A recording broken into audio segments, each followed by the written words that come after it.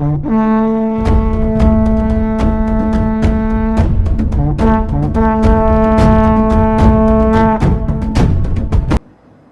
सवाल है। प्रकृति के नियम का पालन करना ही अगर धर्म है तो आध्यात्म क्या है? प्रकृति का नियम जो है सारी पृथ्वी पर अलग अलग है, क्योंकि सारी पृथ्वी पर प्रकृति के अलग अलग रूप विद्यमान हैं, अलग अलग रूप मौजूद हैं। वहाँ के जीव जंतु से लेकर वनस्पति, यहाँ तक कि ईंट पत्थर रेत भी, ईंट नहीं पत्थर रेत, और प्राकृतिक परिवेश में जो भी चीज़ें उपलब्ध है वो भी सारी पृथ्वी में अलग अलग है। और मज़े की बात तो यह है कि वो आपस में इधर उधर नहीं हो सकते। यानी अगर पेंगुइन टुंड्रा प्रदेशों में या पोल के इलाकों में, साउथ पोल नॉर्थ पोल इलाकों में, बर्फीले प्रदेश में अगर जो पशु पक्षी पाए जाते हैं, जैसे पेंगुइन है, उसको आप अफ्रीका में लाके जिंदा नहीं रख सकते हैं, वो मर जाएंगे। ठीक वैसे ही अफ्रीका में मसाई मारा में जो लायन, सिंह पाए जाते हैं, जिराफ है, हाथी है, इनको आप बर्फीले प्रदेशों में ले जाओगे तो वो वहाँ मर जाएंगे। तो प्रकृति के साथ तारतम्य स्थापित करके धर्म का पालन वो कर रहे हैं, पर वो एक सीमित दायरे में कर रहे हैं। मनुष्य तो सब जगह है, और मनुष्य का बच्चा, हमने पिछली बार कहा था ना कि इस पूरी सृष्टि में, इस पूरे कायनात में एकमात्र मनुष्य ही है जिसे धर्म की पालन की शिक्षा लेनी पड़ती है। उसका कारण यह है कि मनुष्य का बच्चा जो है वो कोरे कागज की तरह पैदा होता है। उसको प्राकृतिक रूप से कोई भी गुण, कोई भी उसको विशेषता हासिल नहीं होती है। इवन कि वो घुटना चलना तो उसकी प्राकृतिक रूप से चल लेता है, पर खड़ा होना भी वो दूसरों को देख के सीखता है। हमने मोगली का उदाहरण दिया था, फिर से वही उदाहरण दे रहा हूँ कि जब रुडयार्ड किपलिंग ने जंगल बुक लिखा, और मध्य प्रदेश के सिवनी इलाके में वो मोगली का इलाका है जहाँ से मोगली मिला था, ये सत्य घटना है, कहानी नहीं है। रुडयार्ड किपलिंग पूरे भारतवर्ष के जंगलों में घूम घूम कर कहानियाँ इकट्ठा किए थे सत्य घटनाओं पर आधारित, और उन्होंने एक जंगल बुक नाम से एक किताब लिखी थी। उसका एक चैप्टर है मोगली। तो जो मोगली पाया गया था वो करीब 13-14 साल की उम्र का बच्चा पाया गया था, भेड़ियों के बीच रहता था, और वो अपने दोनों पैर से नहीं चल पाता था, वो दोनों हाथ और दोनों पैर से चलता था। तो चलना भी मनुष्य के बच्चे को अपने आप नहीं मिलता है। सवाल ये उठता है कि इस तरह कोरे कागज की तरह पैदा होना मनुष्य के बच्चे का, ये हमारे लिए अभिशाप है या वरदान है? हम तो खड़े होकर बड़ा खुद को सबसे श्रेष्ठ बताते हैं कि मनुष्य इस सृष्टि में जितने भी प्राणी हैं उनमें श्रेष्ठ है, लेकिन पैदाइशी उसके पास कुछ नहीं है। मेढक का टांग टूट जाए ना, मेढक की टांग टूट जाए तो अपने आप वो नई टांग उगा लेता है वहाँ। छिपकली को तो देखा ही होगा, छिपकली को कोई खतरा महसूस होता है तो अपना दुम छोड़ के भाग जाती है, ताकि आक्रमणकारी का ध्यान उसकी दुम की ओर रह जाए और वो सुरक्षित निकल जाए। बाद में फिर उसकी दुम निकल आती है। भूगर्भीय हलचल जो जमीन के सैकड़ों किलोमीटर नीचे होते हैं, हमारे गली के कुत्ते उसका पता चल जाता है उनको।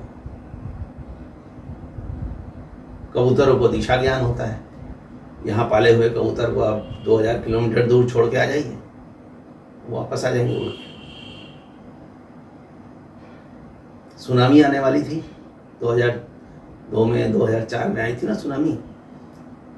उससे पहले हाथियों के एक दल पर नज़र रखी जा रही थी, और उन लोगों ने हाथियों के उस दल को देखा कि वो बड़े अजीब तरह के व्यवहार कर रहे हैं। वो समुद्र के किनारे जाके रेत में सब इकट्ठे गोल होके खड़े हो गए, और रेत में सूंड लगा के और काफ़ी ध्यान से सुन रहे हैं। ऐसा 1-2 दिन करने के बाद वो लोग समुद्र के किनारे से चले गए, ऊंचाई वाले स्थान पे चले गए। उनको समझ में आ गया कि यहाँ कुछ गड़बड़ होने वाला है, और मनुष्य कहता है कि मैं सबसे श्रेष्ठ हूँ। श्रेष्ठता मनुष्य को हासिल है, लेकिन वो इसलिए हासिल है क्योंकि उसका जन्म कोरे कागज की तरह हुआ है, उस पर कुछ भी लिखा जा सकता है। ये जितने पशु पक्षियों के विशेषण और उनके विशेष गुणों की जो मैंने आपके पास व्याख्या की है, जो आपको बताया है ना, ये सब अपने अपने दायरे में सीमित है। गली के कुत्ते को ये तो मालूम है, पता चल जाता है कि धरती के अंदर 200 किलोमीटर के अंदर भूगर्भीय हलचल हो रही है, भूकंप आने वाला है। लेकिन उसे ये नहीं मालूम है कि ऊंट नाम का एक प्राणी है जो 30 दिन का पानी पी के रेगिस्तान पार कर जाता है। हाथियों को पता चल जा रहा है कि सुनामी आने वाली है, लेकिन उन्हें यह नहीं मालूम है कि इस धरती के सबसे इंटेलिजेंट प्राणी, वैज्ञानिक शोध है, इस धरती में सबसे ज़्यादा जो इंटेलिजेंट है, सबसे ज़्यादा जो बुद्धिमान है, वो है चींटी। और हैरानी की बात यह है कि उस वैज्ञानिक शोध में ये भी पता चला है कि चींटी के पास कोई मस्तिष्क ही नहीं है। जो उसका खोल है ना मुंडी का, उसके अंदर कुछ नहीं है, खाली है, और वो सबसे इंटेलिजेंट है। तो मनुष्य के पास, मनुष्य जो कोरे कागज के रूप में जन्म लिया है, उसके पास ये मौका है कि वो खुद उस पर लिखे, कोई दूसरा लिखने से पहले वो खुद लिखे। मनुष्य को मनुष्यत्व भी विरासत में नहीं मिला है। मनुष्यत्व, त्व का भाव, जैसे कुत्ते का कुत्तत्व, सांप का सांपत्व, ये उनको जन्मजात मिलता है और ये उनसे कोई छीन नहीं सकता। लेकिन मनुष्य का मनुष्यत्व उसे जन्मजात नहीं मिला है। मनुष्यत्व को प्राप्त करने के लिए ही हमारे यहाँ संस्कारों की व्यवस्था है। माँ के गर्भ में आते ही, संतान के माँ के गर्भ में आते ही संस्कारों की व्यवस्था शुरू हो जाती है। गोद भराई संस्कार, पैदा हो गया तो 6 दिन के बाद फिर षष्ठी संस्कार, फिर नामकरण संस्कार, फिर मुंडन संस्कार, फिर उपनयन संस्कार, फिर शिक्षारंभ संस्कार, विवाह संस्कार, इस तरह से मरते तक, मृत्यु तक, अंतिम संस्कार तक संस्कारों की व्यवस्था है। उसे मनुष्यत्व के रूप में ढाला जाता है, उसे सामाजिक प्राणी बनाया जाता है।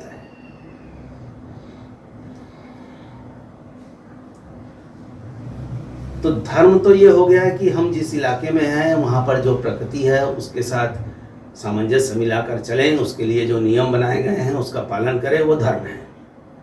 और वो अलग अलग इसलिए है और बदला इसलिए नहीं जा सकता कि अरब या रेत वाले स्थानों पे, मरुभूमि में जो जिस तरह के प्रकृति के नियम है, प्रकृति के साथ तारतम्य मिलाया जाना है, वैसा यहाँ लागू नहीं हो सकता। यहाँ पर जिस तरह से प्रकृति के साथ तारतम्य मिलाया जाना है, जिस तरह उसके साथ सामंजस्य बिठाया जाना है, वो मरुभूमि इलाके में लागू नहीं होता। उनके व्रत, त्योहार, तीज सब अलग होंगे। वो कबीलाई प्रदेश था, छोटे छोटे कबीले थे, लड़ाकू थे, तो उनके यहाँ कहानियों में गुद करके ये बताया गया है कि आपको 30 दिन तक सूरज उगने से पहले खा लेना है, सूरज डूबने के बाद खाना है, दिन भर नहीं खाना है, क्योंकि ऐसी परिस्थितियाँ आ सकती है, युद्ध की ऐसी स्थितियाँ आ सकती हैं, प्राकृतिक आपदा की ऐसी स्थिति आ सकती है कि आपको दिन बिना खाना खाए, बिना पानी पिए गुजारा करना पड़ेगा।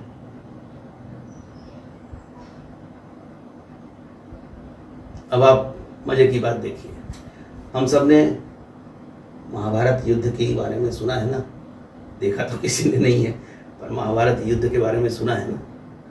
वहाँ ठीक यही नियम लागू होता था जो अरब कंट्रीज़ में आज होता है ना, खास त्यौहार के लिए,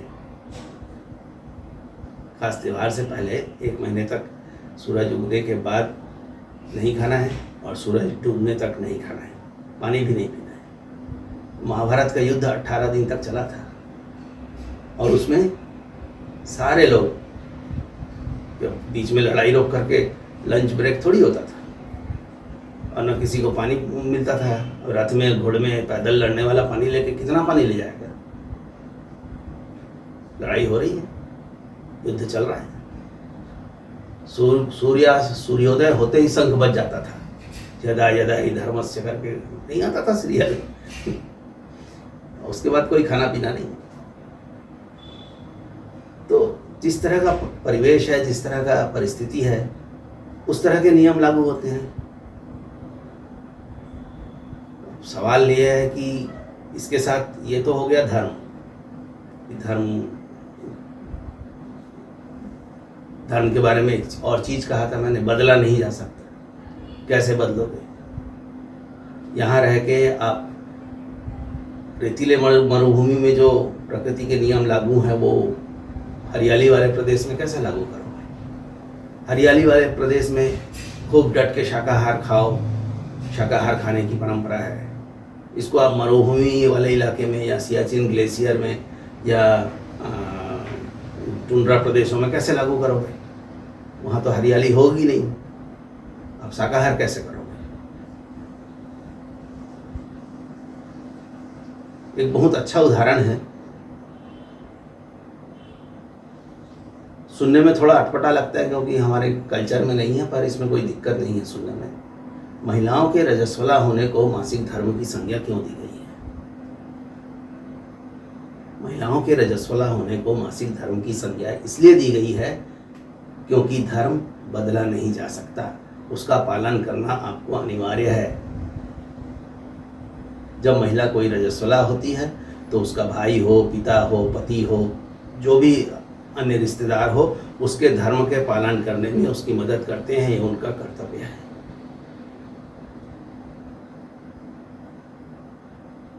अब जब हम प्रकृति के विभिन्नताओं को देखते हैं, अलग अलग चीज़ों को देखते हैं, तो हमारे मन में कई तरह के सवाल पैदा होते हैं। और अच्छा उदाहरण दूं,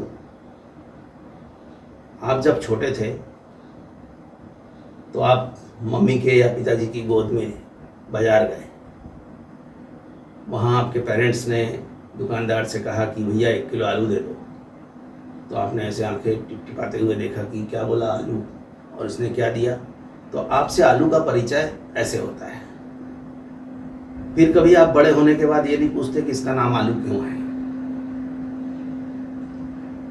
जिस दिन आपके मन में ये सवाल पैदा हो जाए कि आलू को आलू क्यों कहते हैं और उसके जवाब की तलाश में आप लग जाओ, तो ये अध्यात्म की शुरुआत है।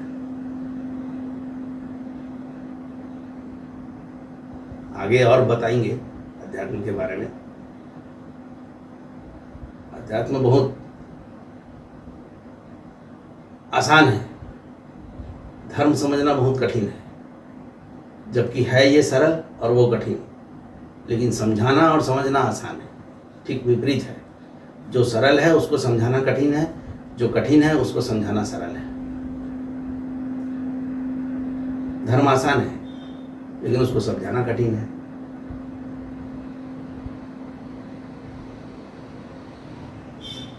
अध्यात्म को समझाना आसान है, पर अध्यात्म है कठिन।